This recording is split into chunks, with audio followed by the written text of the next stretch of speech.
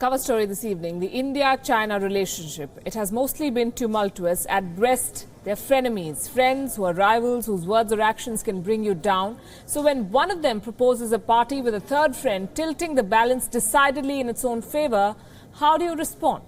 It is complicated. China wants talks and it wants to bring Pakistan in tow. A trilateral summit. India, China, Pakistan, trilateral. Chew on it. Let me give you some background. China continues to oppose India's bid for membership to the Nuclear Suppliers Group, the NSG. China continues to shield Islamabad's terror infrastructure on global platforms. And China came this close to fighting a full-scale war with India this time last year over a border dispute, Doklam. It tested the two neighbors. Tension was at an all-time high. Back-channel talks led to a meeting, an informal summit in Wuhan, a thaw. India and China are now mending ties and looking for ways to strengthen them. Today, the Chinese envoy proposed a game-changing idea. Ambassador Lao Zhaohui he made a pitch for a trilateral summit between India, China and Pakistan to settle differences between the two countries, India and Pakistan.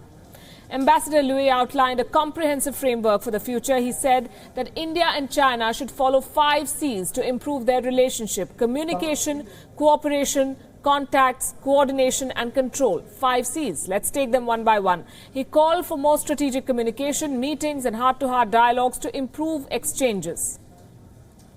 He said that the Indian Prime Minister and Chinese President share a personal friendship and both sides should make an attempt to transmit these sentiments down to the people.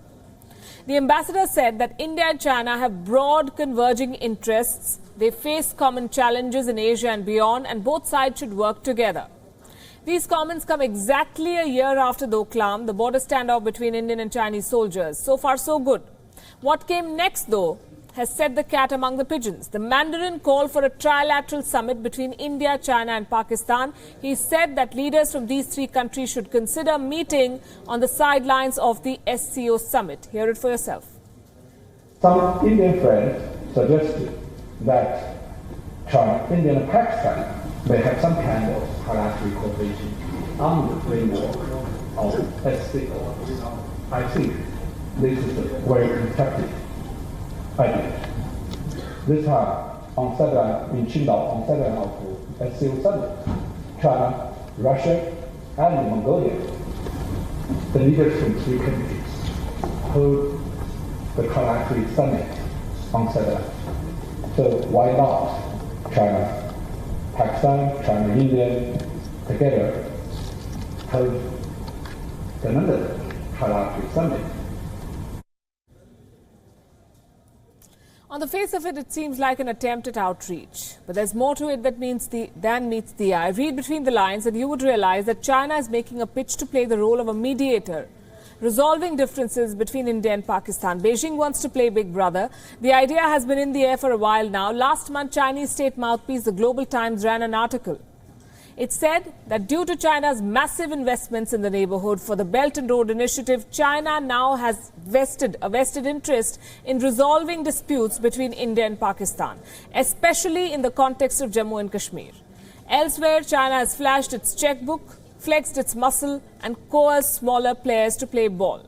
It hasn't worked with India.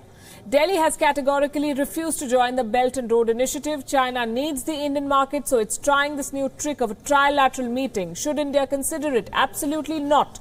Because Beijing cannot be an honest broker. Consider these facts. China is not a neutral party by any means in this equation. It is pumping, or it has been pumping, up to $50 billion into Pakistan through CPEC.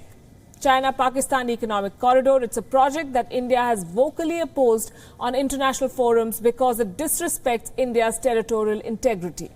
It goes through Pakistan-occupied Kashmir. China is the main supplier of arms and ammunition to Pakistan's defense forces. India is the main strategic rival of China in South Asia, and by keeping Pakistan on its side, Beijing has often needled India on issues of sanctions against terrorists like Masood Azhar and Hafiz Saeed.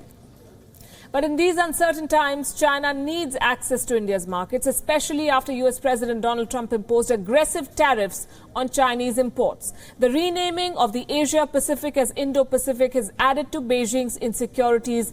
It wants access to India, it wants partnership with India, and it's ready to play the Pakistan card for that.